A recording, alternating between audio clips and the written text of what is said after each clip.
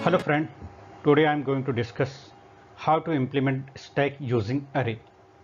अरे से हम पूरे प्रोग्राम को कैसे इम्प्लीमेंट करेंगे और इसका क्या आउटपुट होगा, कैसे वो काम करता है, इसको हम देखेंगे।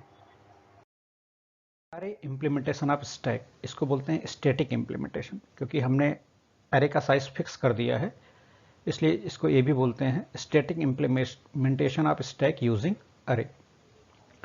अब ये प्रोग्राम को ध्यान से देखिए, ये मेन फंक्शन है, इसमें 4 टाइम्स हमने पुश कॉल किया है, 1 टाइम्स पॉप, 1 टाइम डिस्प्ले।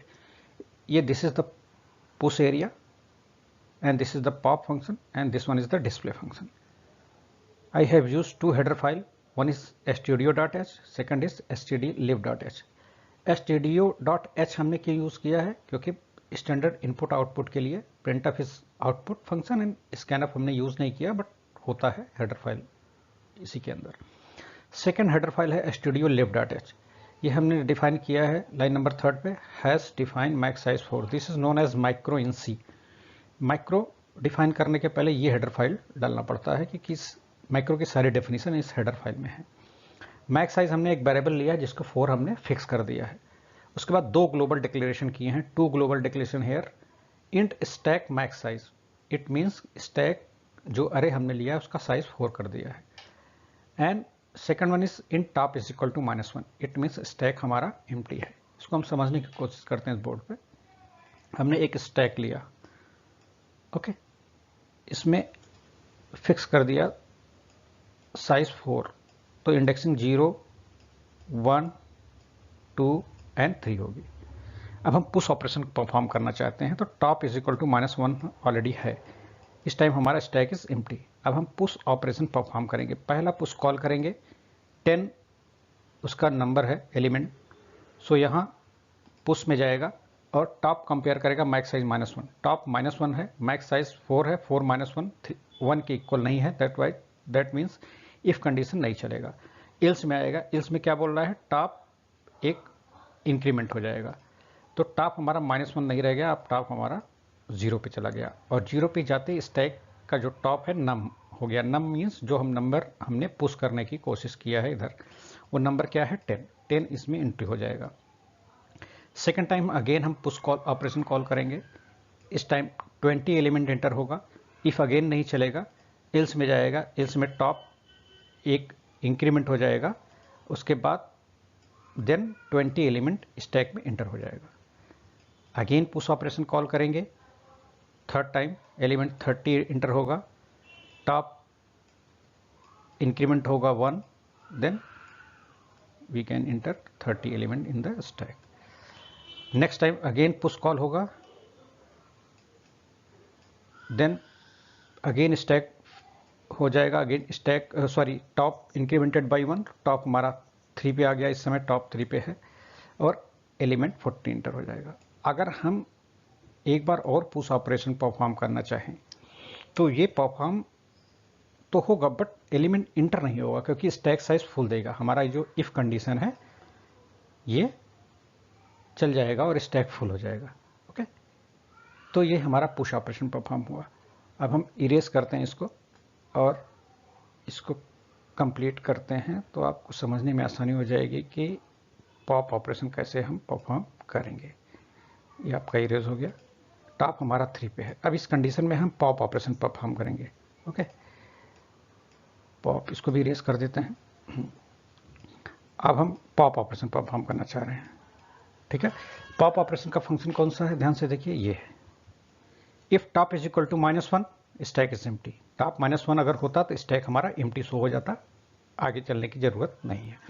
लेकिन इस कंडीशन में टॉप हमारा 3 पे है, all 4 element occupied in the stack, stack is full now, so हम रिमूव करेंगे। पॉप ऑपरेशन का मतलब होता है स्टैक से एलिमेंट को रिमूव करना, पुश का मतलब होता है एलिमेंट को इंसर्ट करना। ये हमने प्रीवियस वीडियो में एल्गोरिथम में डिस्कस किया है in detail, you can prefer that also. अब पॉप ऑपरेशन हमने परफॉर्म किया, तो कौन सा एलिमेंट पॉप होगा, 40 एलिमेंट, क्योंकि स्टैक में एक ही साइड होता है, उसको टॉप ऑफ द स्टैक बोलते हैं, और स्टैक परफॉर्म करता है लिफो के हिसाब से operation, last in first out. सबसे लास्ट में कौन सा गया, 40, सबसे पहले कौन एग्जिट होगा, 40, ठीक है।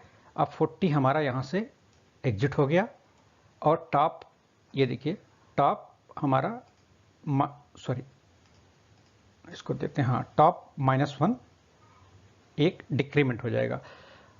पॉप पुश में हमेशा टॉप इंक्रीमेंट होता है, पॉप में हमेशा टॉप डिक्रीमेंट होता है, हमेशा आप ध्यान रखिए, क्योंकि पॉप में रिमूव करते हैं। ओके, सो हमारा टॉप कहाँ पे चला आया, टॉप हमारा 2 पे चला आया, 3 पे अब टॉप नहीं रह गया, टॉप हमारा चला गया 2 पे। ओके, अब इसको इरेज करते हैं तो एकदम क्लियर पिक्चर हो जाएगी। ओके, अब पॉप हमने कर दिया। ओके, एक टाइम और अगर वो एक बार और हम पॉप ऑपरेशन परफॉर्म करना चाहेंगे तो यहाँ और लिखेंगे, एक आइटम और पॉप हो जाएगा हमारा, और एलिमेंट 30 भी रिमूव हो जाएगा और 20 बचेगा। ओके, नेक्स्ट बात आती है डिस्प्ले की। डिस्प्ले, अब डिस्प्ले का फंक्शन ध्यान से देखिए, ये कहता है if top is equal to -1, अगर टॉप हमारा -1 है तो stack is empty, but top हमारा -1 है नहीं। ओके, सो अब डिस्प्ले कैसे होगा, टॉप अब देन इल्स में चलेगा, तो हम डिस्प्ले कैसे करेंगे, टॉप आई, अब ध्यान से देखिए, i is equal to top, i is greater than 0, i equal to 0, i minus, क्योंकि एक कम करते जाएंगे, माइनस करते जाएंगे डिक्रीमेंट, और स्टैक का जो हमने स्टोर कराया है, ये बात हुई थी ना, स्टैक स्टोर क्यों कराते हैं हम यहाँ, तो स्टॉक इसीलिए स्टोर कराते हैं ताकि हम डिस्प्ले में इस फंक्शन को क्लोजली देख सकें। अब हमारा 30 अब इसी कंडीशन में हम डिस्प्ले करने की कोशिश करते हैं, हमारा टॉप इस समय 2 पे है। ओके, अब 30 एलिमेंट हमारा, सबसे पहले कौन सा एलिमेंट प्रिंट होगा, 30। ओके, 30 एलिमेंट हमारा प्रिंट हो गया। नेक्स्ट, क्योंकि आई इज इक्वल टू टॉप है, टॉप कितना है 2 is greater than 0, greater than और इक्वल टू 0, इस condition is true, it means 30 print हो गया। नेक्स्ट टाइम लूप जाएगा, नेक्स्ट टाइम लूप, ये देखिए लूप ध्यान से, नेक्स्ट टाइम लूप जाएगा इधर तो i -1 हो जाएगा। ओके, सो i एक कम हो जाएगा, i 1 हो जाएगा, तो 1 is greater than equal to 0, still condition satisfy, तो हमारा ये डिस्प्ले होके बाहर आ गया, बाहर नहीं आया मतलब डिस्प्ले हो गया। अब 20 डिस्प्ले होगा, अब 20 को हम यहाँ डिस्प्ले कर देंगे। ओके, नेक्स्ट टाइम हमारी i अगेन 0 हो जाएगा, 0 is greater than equal to 0, इस condition is true, then display, अब 10 हमारा डिस्प्ले होगा यहाँ। Okay, you can see here all the operations in the stack, push, pop and display. Okay, हमने यहाँ एक स्टोर कराया है एलिमेंट को num में, num1 stack type, stack top. So अगर हम पॉप्ड एलिमेंट को देखना चाहें तो यहाँ भी पॉप एलिमेंट को देख सकते हैं कि कौन सा एलिमेंट पॉप हुआ, 40 एलिमेंट पॉप हुआ तो आराम से num1 में स्टोर हो गया है हमारा, और ये 40 एलिमेंट है। अगर आप उसको मेन में भी करना चाहें तो 40 एलिमेंट को देख सकते हैं मेन में भी, मेन में भी अगर करना चाहे तो आप 40 एलिमेंट को यहाँ कोई वेरिएबल डिक्लेयर कर दें इंटीजर, और उस पॉप फंक्शन को स्टोर करा रहा है और यहाँ प्रिंट करा ले, तब भी हम देख सकते हैं।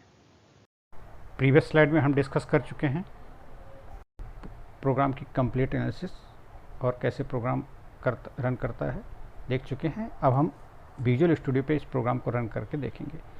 इन 3 लाइन्स को already I discussed in previous slide, both header file also. This one is a push function area and this one is a pop and below is the display function.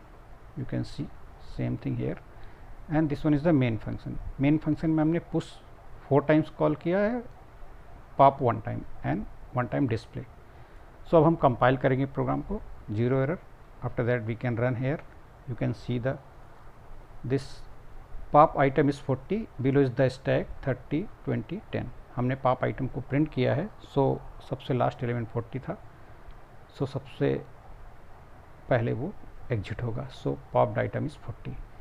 So if you want to print popped item in main function, so you can comment here and return type हम देंगे int, और यहाँ return num1 कर लेंगे because num1 I declared the variable so same thing main में print कराना चाह रहे हैं तो इंटीजर एक डिफाइन कर देंगे, इंटीजर वेरिएबल जेड लिया, जेड को हम जेड में पॉप फंक्शन को असाइन कर देंगे।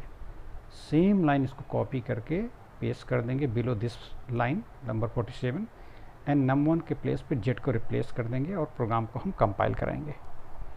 आफ्टर कंपाइल अगेन रन कराएंगे। So you can see here same thing again, popped item is 40 and below is the stack 30 20 10।